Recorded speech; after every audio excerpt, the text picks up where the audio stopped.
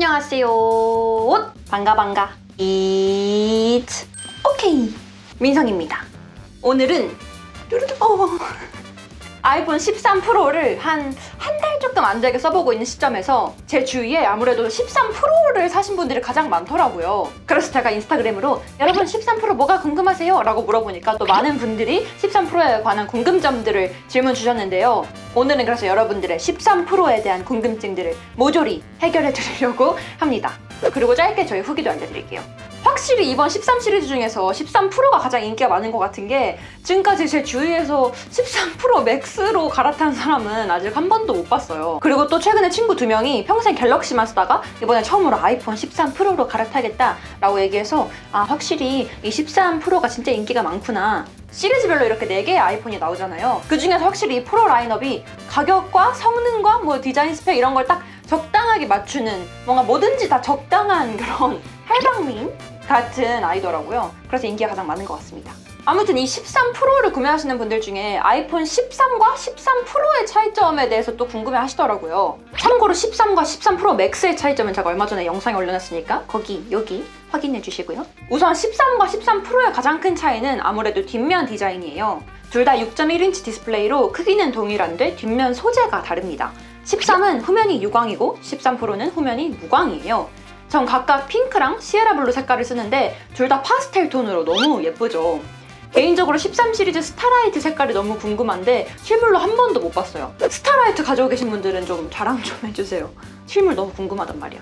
사실 지난번에 말씀드린 것처럼 이 아이폰, 휴대폰의 색상은 구매할 때만 가장 크게 고민하는 것 같고 저같이 이런 찔보들은 혹시 모를 이 파손을 대비해서 늘 케이스를 끼우고 다니기 때문에 막상 사용하다 보면 이 제품의 컬러보다는 케이스의 컬러와 디자인이 더 중요해지는 것 같다고 많이 말씀드렸는데 그래서 저도 이 시에라 블루 색깔을 쓰지만 뭐 그렇게 크게 얘를 많이 볼 일은 없습니다.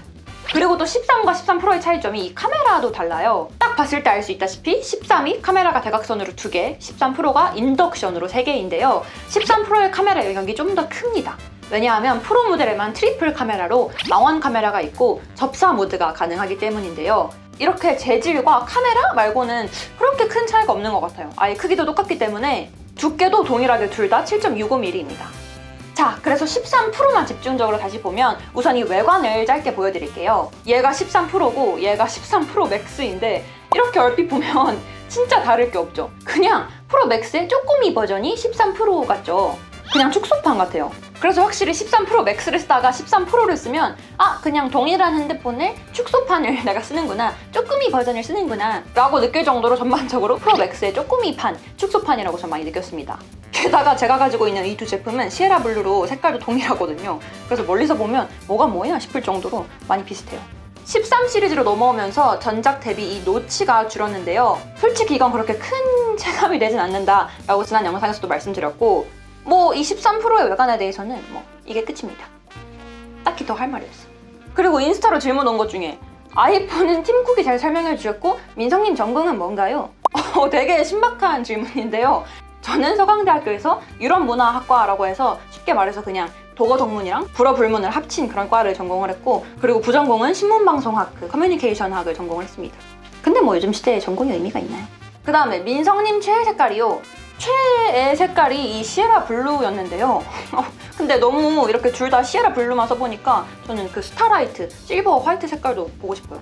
자, 그리고 무게. 아무래도 이 무게에 대한 질문도 진짜 많았어요. 이거는 13 프로는 아니고 이 13 프로 맥스 이야기인데 제가 지난 영상에서도 그렇고 인스타에서도 너무 무거워서 손목에 무리가 간다, 손목에 파스를 붙이고 있을 정도다 라고 하니까 어떤 분께서 아니 손목에 파스까지 붙여가면서 13 프로 맥스를 쓰는 이유가 있나요? 라고 여쭤보시더라고요.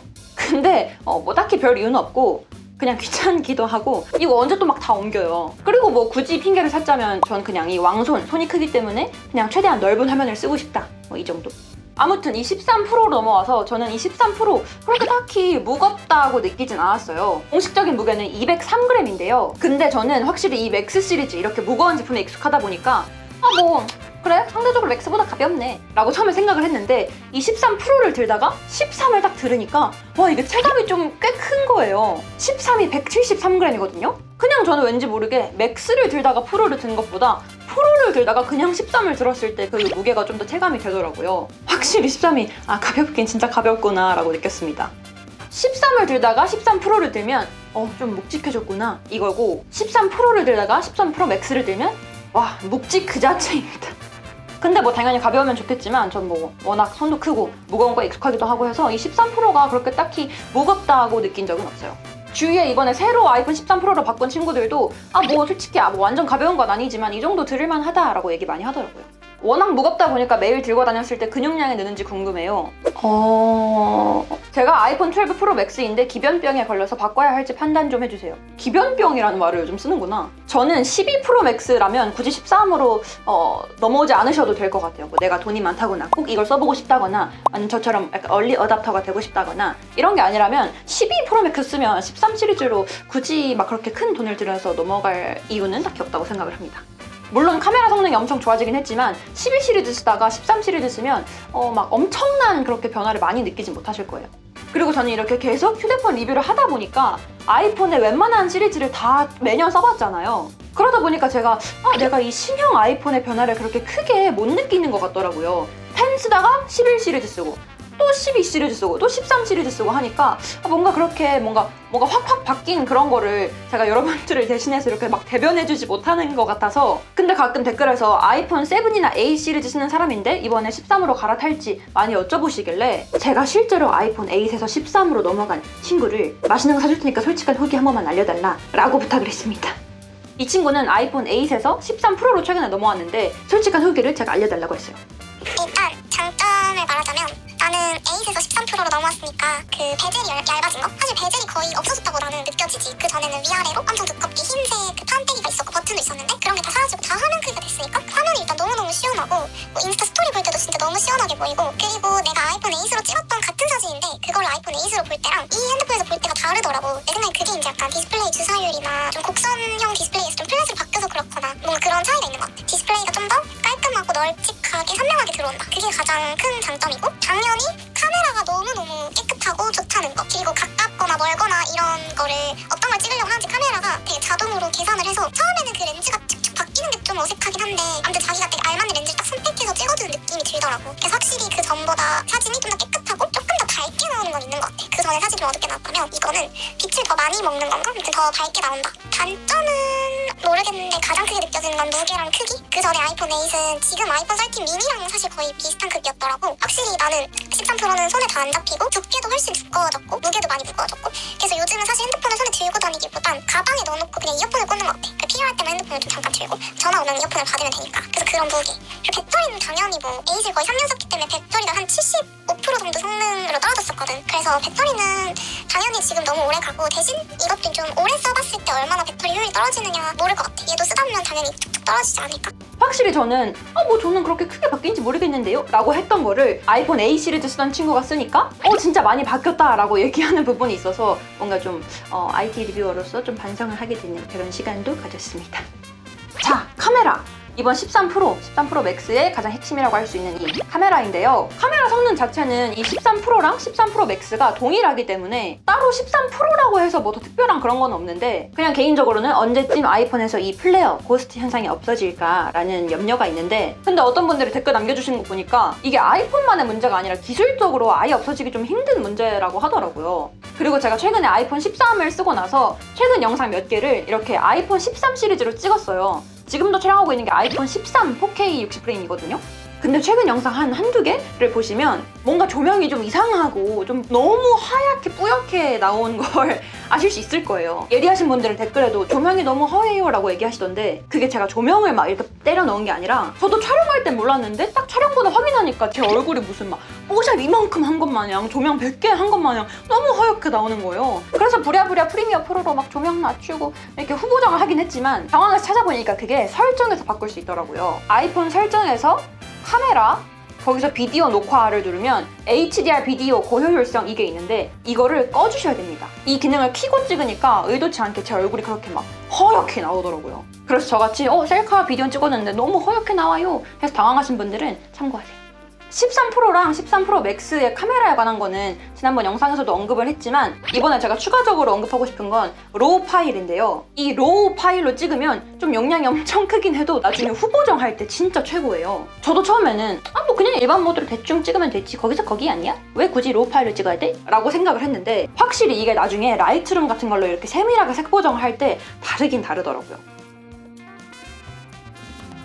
그래서 좀 사진 전문가시거나 아니면 좀 멋진 사진, 완전 쩌는 그런 사진을 찍고 싶으신 분들은 그냥 일반 카메라 촬영보다는 이 카메라 설정에서 맨 위에 보면 로우 파일로 찍기가 있거든요. 그래서 이 로우 버튼을 눌러서 한번 찍어보시면 용량이 크더라도 나중에 후보정할 때 훨씬 풍부하게 색을 입히실 수 있는 걸 아실 수 있을 거예요.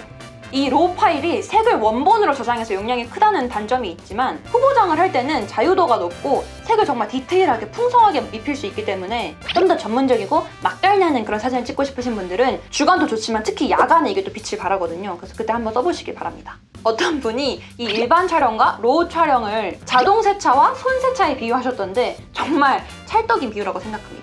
그리고 접사 모드, 제가 접사 모드로 찍은 사진들도 몇 개 보여드릴게요. 접사 모드 하니까 생각났는데 이번 13 프로랑 프로 맥스는 접사 촬영이 가능하죠. 그래서 자동 접사 기능이라는 게 있는데 이게 물체를 가까이서 찍을 때 자동으로 렌즈를 바꿔서 이 상황에 맞는 최적화 렌즈로 촬영할 수 있게 도와주는 건데 이게 뭔가 촬영하다 보니까 은근 불편한 거예요. 난 이렇게 뭔가를 가까이서 촬영하려고 하는데 갑자기 막 렌즈가 바뀌면서 또 초점을 잡는 시간도 좀 필요하거든요. 그래서 알아보니까 이게 iOS 15.01로 업데이트를 하면 그 기능을 끌 수 있더라고요. 이것도 설정에 들어가셔서 카메라에 들어가시면 맨 밑에 자동 접사 촬영이라고 있는데 이거를 그냥 끄시면 됩니다. 그래서 전 당연히 아싸 자동 접사 촬영 기능 이거 계속 렌즈 마음대로 바뀌니까 꺼야지 라고 생각을 했는데 아까 그 아이폰 8다가 13 프로 넘어왔다는 그 친구한테 물어보니까 그 친구는 이게 알아서 렌즈를 바꿔서 조금 당황스럽긴 해도 그 상황에 맞게 자동으로 얘가 알아서 렌즈를 바꿔주니까 좀 더 편하다고 하더라고요. 사람마다 생각이 이렇게 다른가 봐.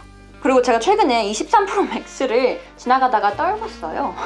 다행히 정품 케이스와 이 카메라 보호 필름을 끼고 있어서 이게 스크래치를 보호할 수 있었는데 제가 이걸 말씀드리니까 많은 분들께서 카메라 보호 필름 어디서 사셨나고 여쭤보시던데 저는 이런 보호 필름 같은 액세서리는 늘 인터넷에서 최저가를 검색해서 그중에 가장 후기가 많은 걸로 고르는데요. 그래도 제가 구매한 이 카메라 렌즈 보호 필름은 이거입니다. 아니 아이폰에서는 이 카메라가 늘 진짜 핵심인데 떨어뜨렸을 때 카메라가 먼저 다칠 것 같은 거예요. 그래서 저는 늘 이렇게 카메라 보호 필름을 붙여요. 그리고 주사율에 대한 얘기도 많았는데 제가 조금 또 반성을 했던 게 저는 지난번 영상에서 60Hz를 쓰다가 120Hz 주사율을 넘어오는 것보다 120을 쓰다가 60Hz를 넘어왔을 때 그 역체감이 더 많이 든다, 더 크게 느껴진다 라고 말했잖아요. 근데 제 친구가 딱 이 아이폰 13 구경하더니 야 이거 왜 이렇게 빨라? 딱 느껴지네 라고 하는 거예요. 야 너 이게 느껴져? 라고 하니까 내 건 60짜리인데 이거 120Hz 주사율이니까 뭔가 확실히 빠르잖아 라고 하더라고요. 저는 그 역체감이 더 크다고 느꼈는데 또 그게 아닐 수도 있더라고요. 아무튼 이 주사율을 화면 녹화해달라는 분들이 계셔서 제가 또 준비를 했습니다.